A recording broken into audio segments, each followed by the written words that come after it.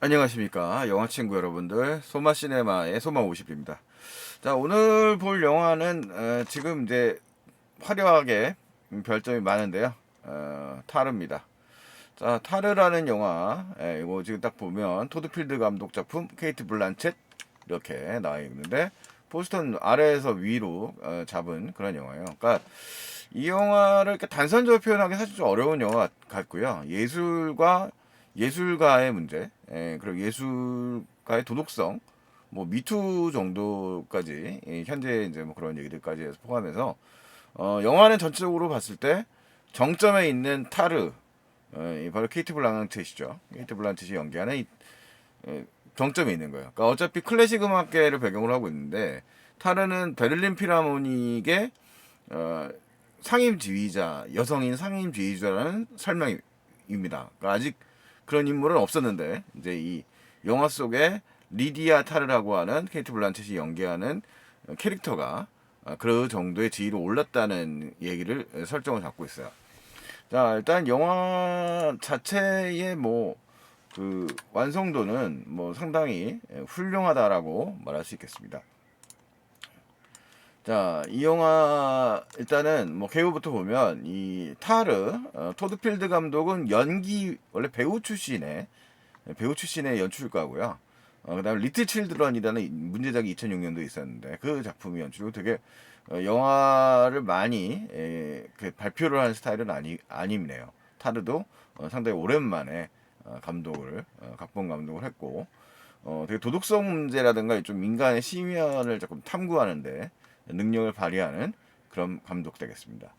자, 타르고요. 뭐 지금 현재 아카데미 6개 부문 노미네이션 됐고요. 뭐 평가 로튼 토마토 지수 평론가 지수 91.1%, 그다음에 관객 지표 73% 이렇게 됩니다. 그다음에 이쪽에 IMDb 평점도 7.5 정도 되고요. 시네 21에 나와 있는 평점도 뭐 평균 7.38 정도니까 상당히 수작이다. 뭐 마스터피스까지 나가는 건 아니어도 상당히 높다라고 말씀드리겠습니다. 상당히 올해 나온 수작이라고 평가를 받고요. 영화를 본 제 개인적 소견도 약간 호불호의 문제는 갈릴 수 있다고 생각이 됩니다. 이 영화는 사실 앞부분에 그 한 시간이 그 약간 설명이 그 없다고 해야 될까요? 뭐 그렇게 보시면 될 것 같습니다. 그러니까 영화의 이제 시작점에 그 첫 장면부터 조금 말씀을 드려야 될 것 같은데, 일단 타르라는 인물, 이제 지휘자죠. 이 인물이 그 현재 있는 현재 위치에 관객들을 밀어 넣어버려요. 그리고 첫 장면이 뭐가 오냐면 그 휴대폰으로 가지고 영상을 라이브 영상을 하면서 누군가와 대화를 하고 있는 누군가의 손입니다. 누군가의 그리고 핸드폰 메시지죠. 근데 거기서 그 메시지가 사실 되게 중요한 포인트고, 전반부 1시간 정도가 그게 다 포석을 깔아놓는다고 말씀을 드릴 수 있을 것 같아요.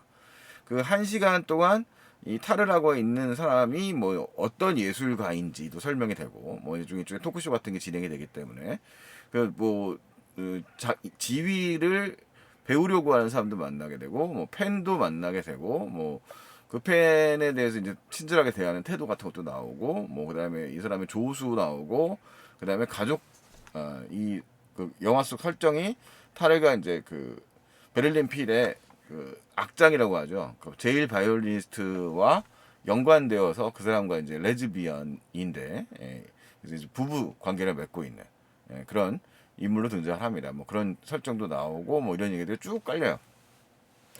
자, 쭉 깔려놓고 이제 영화가 실제로 음악을 소재로 하고 있는 영화지만, 의외로 1시간 정도는 거의 음악도 뭐 이렇게 장면도 임팩트 있게 어느 정도 나오지 않습니다. 제가 느끼긴 그렇습니다. 자, 그러다가 이제 1시간이 지나고 나서 이제 이 지휘자로서의 역할을 하면서 그동안 이제 앞에 전반부에 깔려 있었던 그런 관계들이 이제 드러나는 거죠. 그런 은폐되는 사실들 같은 것들이 이제 보여집니다. 이 타르라고 하는 인물은 사실 긍정적인 인물이라고 보기가 어렵고요. 영화 속에서 그 언급되는 그 베를린 필을 대표적으로 상징했었던 프루트 뱅글러라든가 헤르버트 폰 카라얀이라든가 이런 사람들이 그 뭐 찾아보시면 아시겠지만 문제적 인물이에요. 그러니까 뭐 예술가로서 상당히 대중적으로 클래식계에서 정평을 가진 사람들입니다만, 다 문제를 가지고 있었던 사람인데, 이 헤르버트 폰 카라얀 같은 경우에는 나치 당원이었다라고 하는 그런 문제를 항상 가지고 있었죠. 이 여기 보시면 뭐 나치 이력 논란이 항상 있었고, 이런 문제들이 항상 이제 나중에도 문제가 됐었던 이 인물이고요. 그 다음에 이제 베를린 필의 또 다른 상임 역대 상임 지휘자 중에서 프루트 뱅글러의 경우에는 또 역시 사생활로 많은 문제를 일으켰었던 인물로 알려져 있습니다. 근데 그 인물의 일종의 여성 버전 같은 인물이라고 할 수 있어요. 뭐 아니면은 헐리우드에서 뭐 치자면 지금 성비를 가지고 문제가 일으킨 뭐 하비 와인슈타인 같은 그런 사람들도 떠오르게 하는데, 이 타르라고 하는 인물 자체도 뭐 그런 자신의 그 영화에 이제 전반부터 이제 보여지진 않는데 슬슬 눈치를 채게 하죠. 그러니까 이 영화가 그 어떤 상황들을 구체적으로 친절하게 설명해주는 영화는 아닙니다. 상황을 설명해주기보다는 뭔가 그 어떻게 해야 될까요? 그 영화를 이렇게 상황을 던져주면서 대략 그 연결 관계망들을 파악하게 만들어 주도록 하는 거죠. 그래서 그 권력 관계를 어떻게 조종해 주는가의 얘기가 이제 후반부에 이제 드러납니다. 그 전반부에는 그래도 이렇게 이 영화에 이 블랑쳇이 연기하는 이 타르라고 하는 리디아 타르라고 하는 인물은 긍정적인 면도 보이고 뭐 음악적인 면에 대한 평가도 보이고 어떻게 보면 또 상당히 오만하기도 하고 막 영화 속에서 그 LP의 그 역대 뭐그 클래식 음악가의 연주가들의 그런 그 LP를 갖다가 발로 툭툭 치면서 이제 뭔가 생각하는 장면 이런 장면이 나오거든요. 상당히 오만하기도 한 거죠. 그런 장면도 나오고, 그러니까 예술적 성취가 이제 정점에 올라가 있는 그런 오만함을 가지고 있지만, 한편으로 그리고 동시에 이제 자기의 스승이라고 할 수 있는 뭐 인물, 영화 속 인물과 만나서 뭐 이렇게 이 사람에게 지원도 해주고 뭐 이런 역할입니다. 근데 약간 뭐 이기적인 독선적인 면도 가지고 있는 당연히 많은 사람이고, 영화 속에 보면 이제 나중에는 더 부정적인 면들이 이제 드러나죠. 미투 같은 사건이 벌어지게 되면서. 자, 그래서 그 얘기를 이제 영화 러닝타임 2시간 48분에 이르는데 그 영화 속에 있는 시간들의 이제 그 측면들을 보여주거든요. 근데 그 속에서 동시에 강조하는 게 일종의 이 타르라거의 인물이 가지고 있는 강박적인 면들을 또 많이 보여줍니다. 그러니까 소리에 대해서 예민한다거나 이런 장면들도 등장을 하고, 영화의 한 장면에서 이제 그 옆집에 이 타르가 자기가 이제 부부 생활을 하고 있는 공간이 있고 일종의 작곡자하기 위해서 잠도 자면서 하는 집도 나오는데, 약간 좀 그 평범한 집이 있는 거죠. 자기 살고 있는 집은 의리번쩍하지만. 그래서 그 집의 경우에 있을 때 그 옆에 있는 집 사람이 이제 치매에 걸린 그 치매에 걸린 부모를 모른 정신이 온전치 않은 여성이 와서 문을 두드리고 뭐 자기 엄마가 신문을 찾는다고 막 이런 얘기를 나오고 그 다음에 이제 마지막에 뭐 그 일종의 영화의 이제 중요한 부분에서 그 문제의 도움을 갑자기 요청을 받아서 도와주고 나아가는 장면도 등장해요. 그러니까 어떤 거냐면 그 치매 엄마가 이제 막 그 진짜 똥칠을 하면서 있는 상황에 그 넘어져 있는 상황인데 그걸 이제 이렇게 세워야 되니까 도움을 필요로 했던 여성인데 그 여성도 정신적으로 이제 도움이 안 됩니다. 근데 그 여성의 경우가 이제 나중에 그 치매 여성이니까 이제 노인이 이제 사망하고 난 다음에는 그 집주인이라고 하는 사람이 나타나거든요. 그래서 그 사람이 바로 타르의 음악 소리를 언제 연습하는 시간을 알려주면 우리가 이제 집을 팔려고 하는데 그러면 치우게 하겠다. 이거는 사실 영화 속에 나와 있는 설정상 타르가 가지고 있는 가정적 배경이기도 해요. 그러니까 이 사람은 집을 가지 않습니다. 영화 속에 대사에도 나오지만 타르는 자신이 살았던 집에 돌아가지 않으려고 합니다. 근데 나중에 갈 수밖에 없게 돼요. 상황이 이제 떠밀려 가지고 되고 있는 상황이고, 그래서 그 떠밀려서 결국은 이제 그 돌아가는 거죠. 그 돌아갔지만 다시 이제 떠나 나오게 되는데 그 속에 잠깐 보여줘요. 한 장면에 영화에서 그 엄마가 나오지 않고 동생 저기 나오고 남동생이 나오고 영화에 처음으로 나오고 그 다음에 뭐 약간의 불편한 대화들이 서로 오가고 맙니다. 그러면서 이제 그 다음 장면 전환이 되면서 타르는 이제 딴 아시아의 어떤 지역으로 가버려요. 동남아시아의 어떤 지역으로 추정되는 지역으로 갑니다. 거기서 이제 되는 얘기인데 후일담 같은 얘기인데요. 이제 결국은 이제 베를린 필이라고 하는 거는 오케스트라의 세계 정점이고요. 이 타르르가 이제 결국은 이 영화에서는 추락의 과정을 겪는 건데 그 과정에서 이 주목하고 있는 게 뭐 이 미투의 사건의 뭐 사회 고발적인 내용이라기보다는 이 타르라고 하는 인물이 갖고 있는 그런 모순성, 예술적 성취를 강조하면서 동시에 이 사람이 갖고 있는 이제 태도, 그 다음에 자신의 권력을 통한 착취의 과정을 부정하려고 하는 모습들, 그런 태도들을 갖다가 잘 묘사하고 있는 영화인 거죠. 그래서 크리스티안 블란쳇이 상당히 여기서 되게 그 연기를 그 독일어라든가 언어적인 것들도 막 써가면서 너무나 능숙하게 이 타르라고 하는 인물의 연기자 역할을 매우 잘 해냈기 때문에 지금 유력한 아카데미 여우주연상 후보가 되었다고 말할 수 있겠습니다. 그러니까 여러 가지 상황들을 친절하게 보여주지 않지만 그 상황들 지금 여기 보면 이게 환각 장면이거든요. 그러니까 악몽을 꾸면서 나타나는 타르의 여성들인 거예요. 이 예고편에도 지금 예고편 캡처를 한 건데 그 나오는 여성인데 그 첫 장면에 아까 이제 의미심장 약간 이제 스포일러가 다 나오니까 지금 말씀을 드리니까 뭐 그거는 감안해서 들으시고요.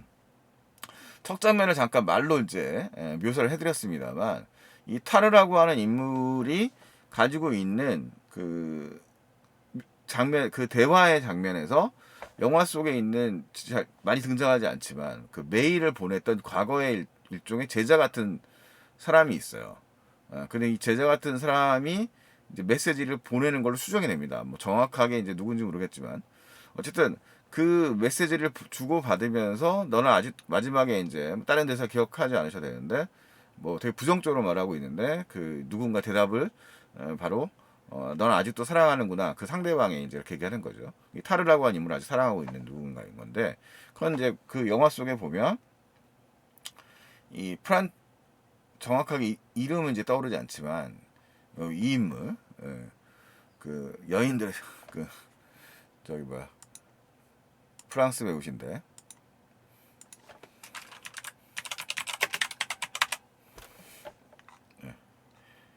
타오르는 여인의 초상에 나왔던 타오르는 여인의 초상에 나왔던 배우예요. 이름이 죄송합니다.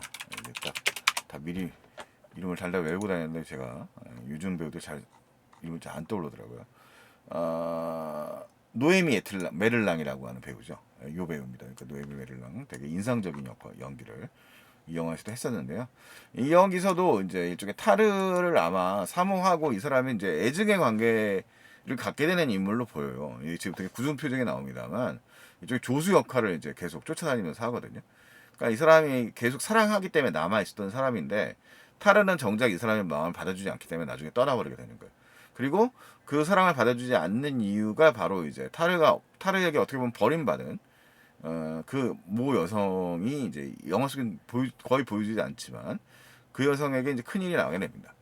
그러면서 이제 그것이 모티브가 돼서 이제 이 조수의 이 사람도 원래 이제 그 클래식 지휘를 전공한 여성 지휘자인 걸로 보이고 그 다음에 이제 나중에 지휘자를 쫓아내고 타르가 쫓아내고 이제 새로 누군가 선임하는 과정에서 필요했던 인물로 그걸 이제 그런 과정을 갖다가 좀 기대했던 인물로 보이는데 뭐 그런 과정들 자체가 이 타르라고 하는 인물 자체가 자신의 정치적 포석들을 굉장히 중시하는 인물이 돼요.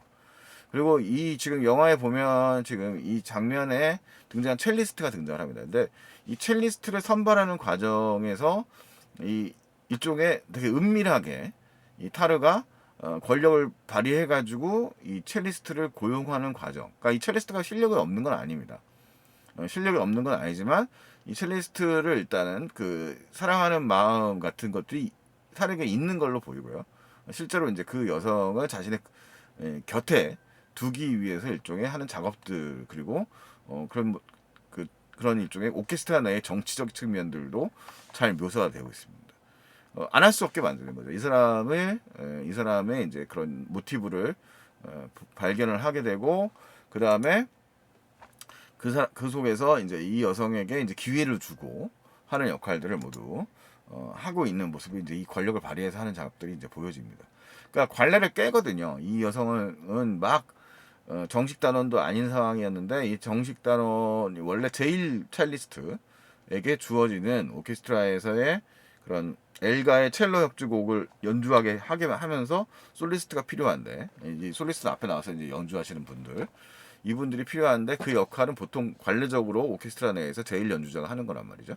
근데 그 역할을 갖다가 관례를 깨고 오디션을 하겠다 이렇게 선언을 해버리니까 제일 첼리스트는 불쾌해서라도 안 하게 되고 그러면 이제 그 경합 과정에서 이제 당연하게도 뽑는데 그것도 이 사람이 연주를 했던 과정들을 보고서 유추를 해가지고 이 사람이 솔리스트를 할 수밖에 없는 곡들을 이제 선곡을 해가지고 한단 말이에요. 그러니까 그 과정 자체가 아주 자연스럽게 그러니까 되게 능숙한 이 권력의 정점에 있는 사람이 정치를 하는 방식들을 어떻게 보면 잘 보여주고 있는 매우 정치적인 영화거든요. 음악 영화의 성격보다도 그런 인물 캐릭터와 그런 예술가로서의 권력 정치에 대해서 굉장히 탁월한 안목을 가지고 있는 영화라고 할 수 있습니다. 그래서 영화가 약간 쉽지만은 않을 수밖에 없다는 생각이 좀 들긴 하는데 그러니까 왜냐하면 이제 소재 자체가 낯설고 뭐 우리가 사실 뭐 클래식 음악에 큰 관심을 갖고 있지 않은 사람들한테는 어려운 얘기일 수도 있거든요. 근데 이게 노골적이지 않잖아요. 그러니까 약간 뭐 앞면을 실룩거리면서 이 사람이 권력을 휘두르는 게 아니란 말이에요. 근데 그 권력적 관계라고 하는 거, 정치적 관계를 유지하는 것의 흐름들을 예술가로서의 정치, 베를린 필 정도 되면 상당히 큰 권력이고요. 그래서 그 큰 권력 안에서 벌어지는 이야기들이라고 할 수 있거든요.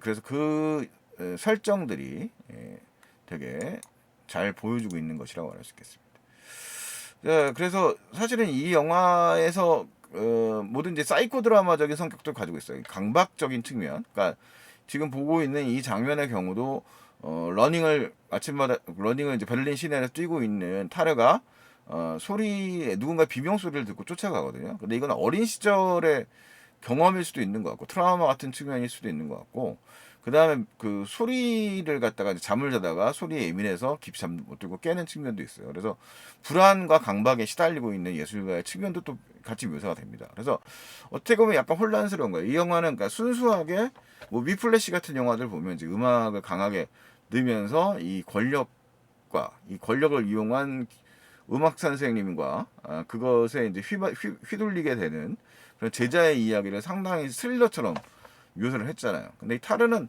그런 것보다도 되게 모호한 이야기들, 그러니까 심리적인 측면들을 저런 식으로 묘사를 한단 말이죠. 그래서 그 묘사들 자체가 있다 보니까 그리고 이제 권력 관계를 묘사할 때 말씀드렸던 것처럼 그거를 그려낼 때도 노골적인 방식의 정치. 사실은 이 영화가 묘사하고 있는 측면이 사실은 더 현실적인 그 정치력의 문제인 것 같아요. 노련한 정치의 수인 거죠. 타르라고 하는 여성이 베를린 필에서 자신의 의지를 어떻게 관철시키는가. 그 문제들 같은 경우를 보면 이제 그 힘의 우위, 그다음에 구도를 잘 알고 있고, 그다음에 예술가의 권력이라고 하는 건 음악적 성취라고 하는 상당히 중요하거든요.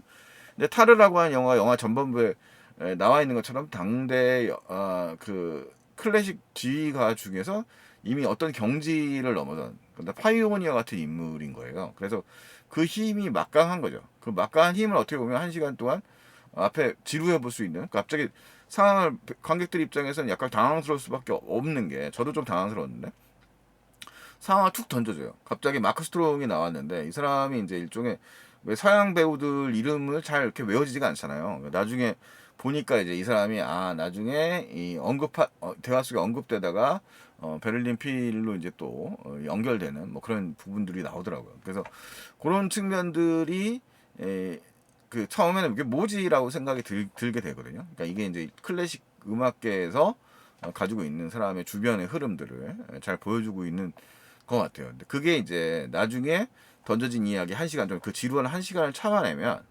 그 상황들이 이제 나중에 이제 다 중반부가 넘어가면서부터 이제 전개가 되면서 타르라고 하는 문제적 인물의 이제 실체가 드러나게 되는 거죠.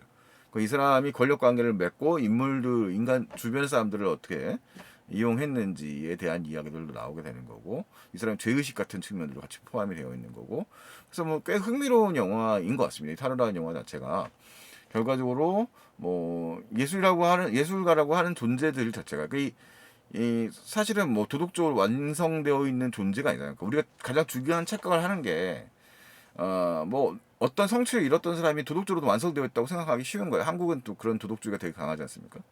근데 그런 경향들이 있는데 이 타르라고 한 인물은 음악적 성취는 뛰어날 수 있었겠지만 굉장히 정적인 인물이기도 하고 그 다음에 굉장히 또 이기적인 인물이기도 하고 그런 복합적인 인물로서의 개성, 그러니까 캐릭터로서의 매력이 아주 잘 살아있는데 그 역할을 해낸 인물이 누구겠습니까? 케이트 블란쳇이 또 그 뛰어난 연기력으로 그 모습을 선보이는 거죠.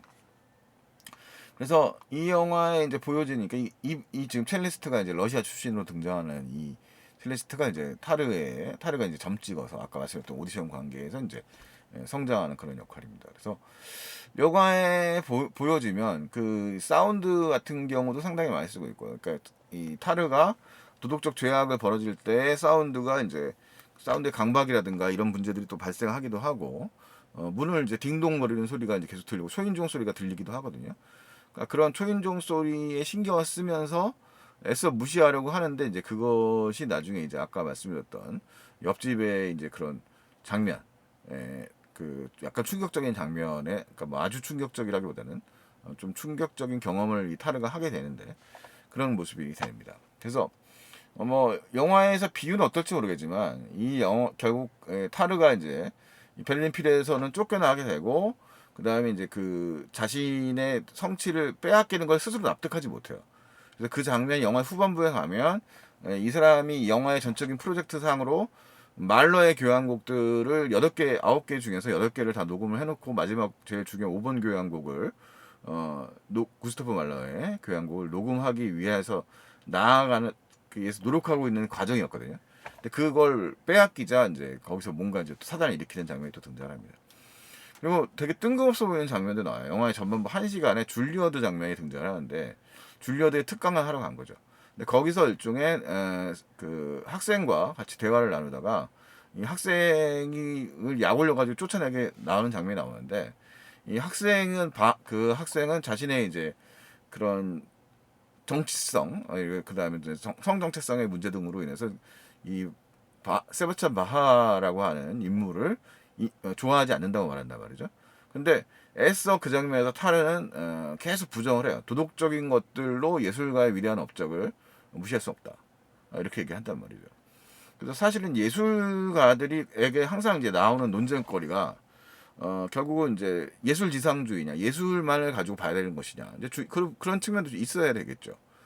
반면에 그 사람 거기에 계속 도덕이 개입되어야 되는가의 문제라든가 이런 것들도 그런 문제를 가지고 얘기하는 건데 뭐 그거에 대한 그런 논쟁적인 측면들도 이 타르라고 하는 인물이 다 같이 갖고 있는데요.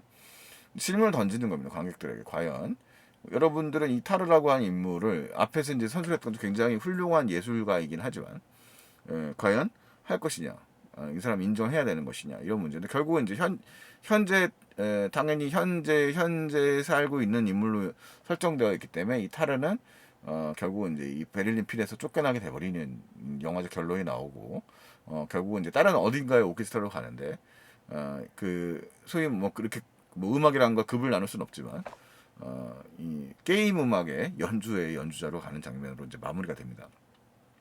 뭐 사실 오늘 다 얘기했네요.